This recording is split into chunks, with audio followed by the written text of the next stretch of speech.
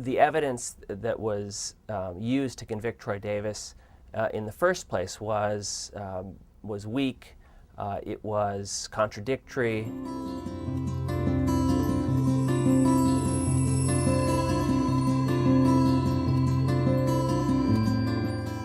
It took a jury only a few hours to decide Troy Davis was guilty of murdering a police officer in Savannah, Georgia, and a few more hours to send him to death row.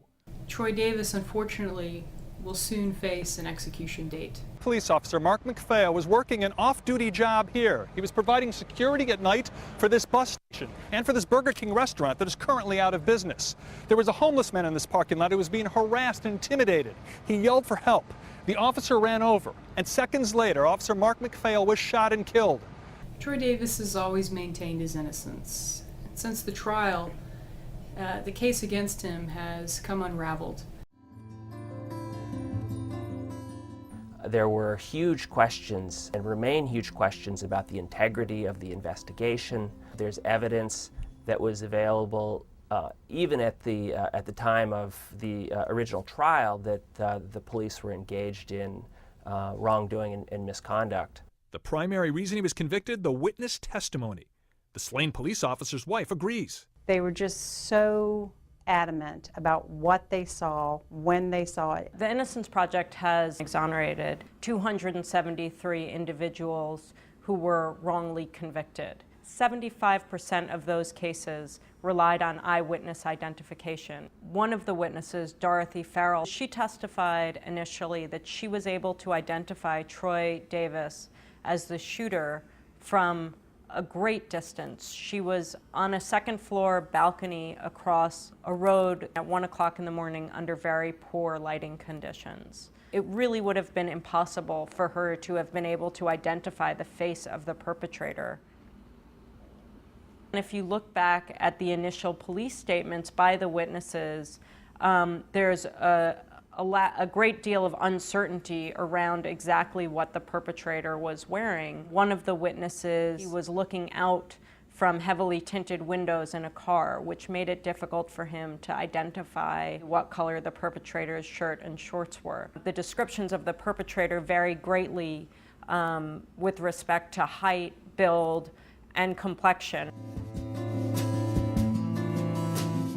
Tunnel vision occurs when the police identify a suspect and decide that that suspect is going to be the target of their further investigation to the exclusion of all others. The man who admitted to harassing the homeless person went to police the next day and told them he saw Troy Davis shoot the officer. Sylvester, or Red Coles as he was known, came to the police the day after the shooting of Officer McPhail. He came to the police precinct with a lawyer and he identified Troy Davis as the shooter. The police believed Red Coles and began to focus entirely on Troy Davis as the suspect. Wanted posters went up all over Savannah. A reward offered to catch the so-called dangerous cop killer. Once the police officers focused on Troy Davis as the suspect, they disregarded clues that pointed either away from Troy Davis and, importantly, towards Red Coles. Mr. Young was the homeless man who was beaten and whose beating is what brought Officer McPhail to the scene of the crime. When Mr. Young first saw Red Coles, he identified Mr. Coles as the person who had beaten him.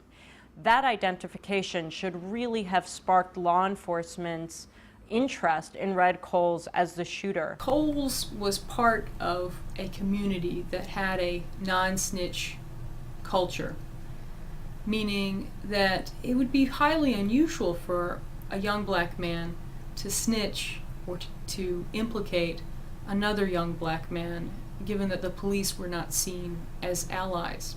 It's curious that the police didn't examine the motivations of Sylvester Coles. Red Coles was known to have a .38, the same weapon that was used to shoot Officer McPhail, and was known to have it in his possession within a half an hour of the shooting.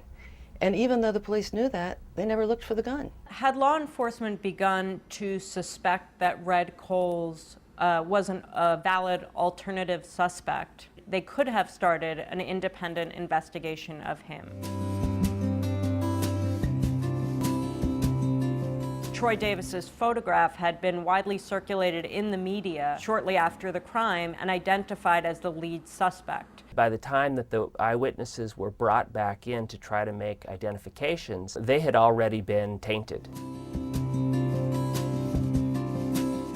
The Savannah Police Department conducted a reenactment of the crime using all of the witnesses, and they placed Red Coles at the reenactment as a witness and not a suspect. They brought Red Coles as if he was a consultant, which obviously would plant a very strong suggestion in the witnesses' minds that of whoever they saw that night, Red Coles couldn't be the bad guy. In doing this, they may have contaminated or overwritten witness memories that would have identified Coles as the shooter rather than as just another bystander. Several of them have subsequently come forward and talked about how Red Coles was behaving erratically that night, changed his clothing, asked individuals to provide cover for him.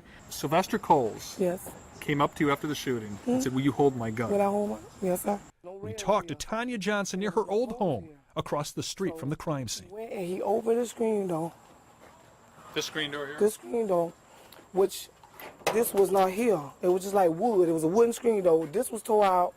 He opened the door, set the guns here, and shut the door back. And did you think he did the shooting? Yes, sir. Did you ask him? No, but the come? way he was acting, I Why was did- scared. You were scared to ask him. Yeah, I was scared. I was scared of him. Still scared of him now, but Today you're scared of yes, him. sir. This crime was really quite horrific and had to be very terrifying for the entire community of Savannah, and also for the police department, who lost a young police officer who had lived a life of good service to his community, had a wife and a young son. Well, you have a situation that is extremely emotionally charged for the police themselves. When they testified that they wanted to find the real killer, that they were not trying to make a case against Troy Davis just because he was Troy Davis, I think that's true. It only makes sense. But I also think that their judgment was clouded by emotion because one of their own was the victim. The risks in this case of starting over might have been not getting any conviction in the case. And it might have seemed to the police and the prosecutors that any conviction for a serious crime that involved a police officer was better than none. For good reason. There's the call for justice. There's the call to find the person who shot Officer McPhail and bring them to justice. But unfortunately, when passions are inflamed, that cry for justice can get out of control. And I very much fear and think that's one of the things that happened in the Troy Davis case.